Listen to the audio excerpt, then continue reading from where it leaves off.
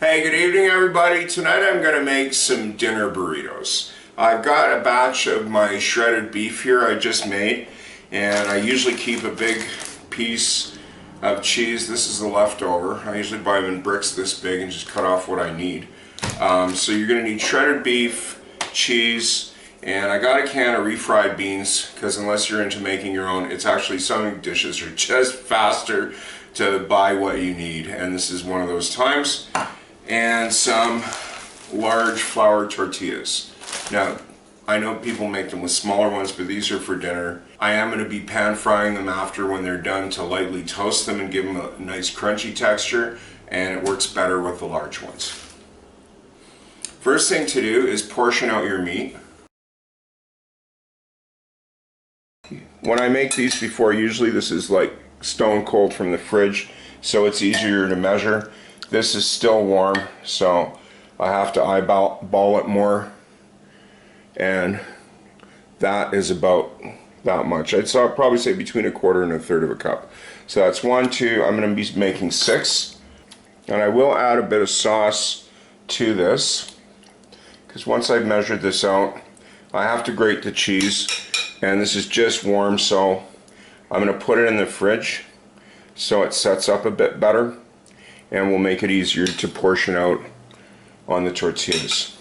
So I'm going to cut a piece off my block here, which is running out, and if you're wondering what it actually looks like when you buy one, I went to the store today to get a replacement, and that is 2.27 kilos, which is 5 pounds of cheese. And you'd be surprised how cheap this is when you buy it like this. But you got to store it properly and use it up, or it's not a savings. But if you are going to be cooking with cheese, a decent amount, yeah, get one of these. I don't measure exactly. What I do is just eyeball it. I would say probably a piece of cheese that large, which I'd say is about 1 inch off a large block. But again, because this is to taste, it works out to about a big handful of grated cheese per burrito. So once you got your cheese ready, just coarse grate that into a bowl. Okay, empty that into a bowl and just mash it up with a spoon. And what you're going to do is just eyeball, because there's a bit of oil in here, so you want to mix it up so you have a nice even consistency, and then eyeball roughly about 6 portions when you put these together, because you're just going to be doing them all at once. So the beef is chilled up enough that it won't make a huge mess when I put these together. I get these ready before dinner and just keep them in the fridge covered. So I've got a glass dish here, and I'll put a piece of parchment in briefly where I'm going to lay 3 in here, and then fold this over in another 3, and then I put a bit of saran wrap on top and keep it in the fridge till I'm ready to cook them. Assembly is fairly fast on this. So just take one of these out of the thing. I've got a cutting board already here, so I'll use this. You can use a plate, whatever you want.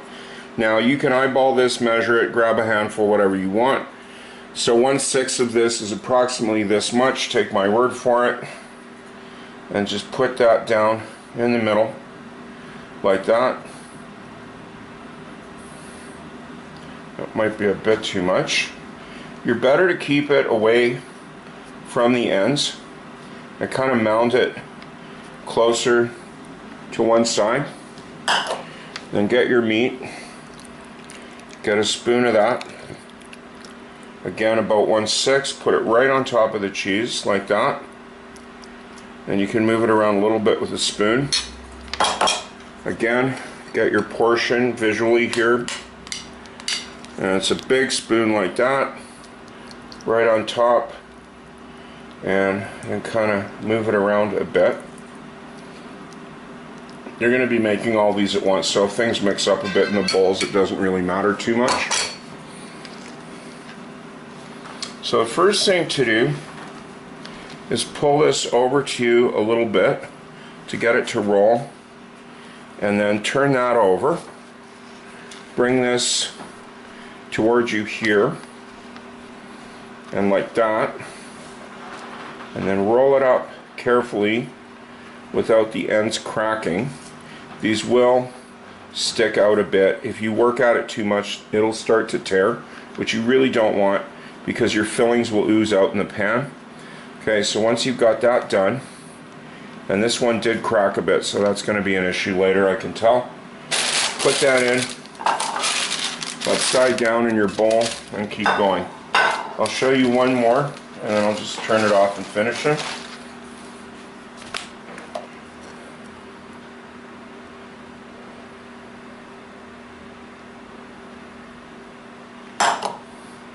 So cheese,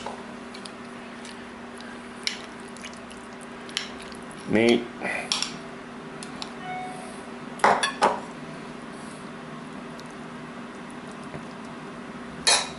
beans,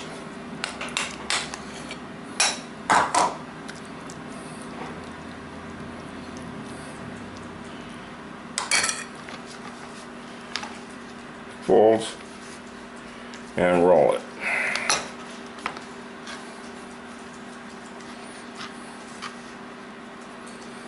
There. Goes much better when you're not talking to people. Okay. And I'll get the rest of those done and come back when I'm going to cook them. So as you can see, all the ingredients are gone. I got the last one, and if it wasn't self-evident, I should have said, make sure that when you store them before cooking, you put the seam side down, because if not, they'll pop open and the stuff will go everywhere. Now, these obviously don't look like the ones you get from the store, and if I practiced a bit more, I'm sure they'd be perfect, but the important thing is they taste good and they don't crack. Well, it's later in the evening, it's time to cook them up here, so I'm going to start a pan. I got my nice new large non-stick on a little higher than medium, because I don't want these to take too long. Okay, I'm going to drizzle a bit of oil in the pan, because I don't actually need to because it's non-stick, but they get a much nicer color if you do them this way. Okay. So take one of these. They kind of set when they've been in the fridge for a bit, and just use it to smear the oil around the pan. I do start this from a cold pan, it's fine. Now the ones that the corners aren't even, which in this case is all of them, what you do is just face those out on the sides and then put the other ones in the middle. If you don't have a pan this big, you might have to use 2 batches or something. Just kind of figure something out there. And I'm going to let that cook for probably about 10 or 15 minutes and flip them. I want them to brown a bit. The cheese may ooze out of the side a little, but not a big deal. This one didn't tuck in right, but hopefully it'll get better. Now, if you're worried about your pan cooling off too much, you can get a big piece of tin foil if you don't have a lid this big, which I don't. And yes, I do keep a nice roll of industrial-sized tin foil in the cupboard for impromptu situations like this, so we'll check it in a while. Well, it's been about 10 minutes, and I can hear them. Oh, there's some cheese oozing out the side. It's going to fry in the bottom all well. So you got to be pretty careful with these right now, so they don't come open on you. But as you can see, that's got a nice color there. This one I didn't think bonded completely, but let's hope it stays put. Yep, it's a little too high. I'm going to turn these down just a bit on this. You want them brown, but you don't want them burnt. Now, if you're not going to eat all these right away, you can keep them in the fridge for a bit. I think if you'd freeze them, you'd probably be better off to just freeze them uncooked and then defrost them and fry them up when you need them. But if they're in the fridge, yeah, if you bring them to work or whatever, you could do these gently in the microwave and they'd come out pretty good.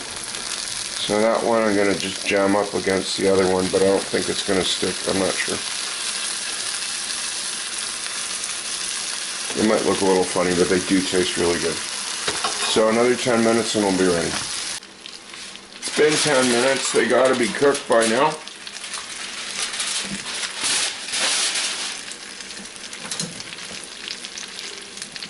I'm just going to pick one out of here.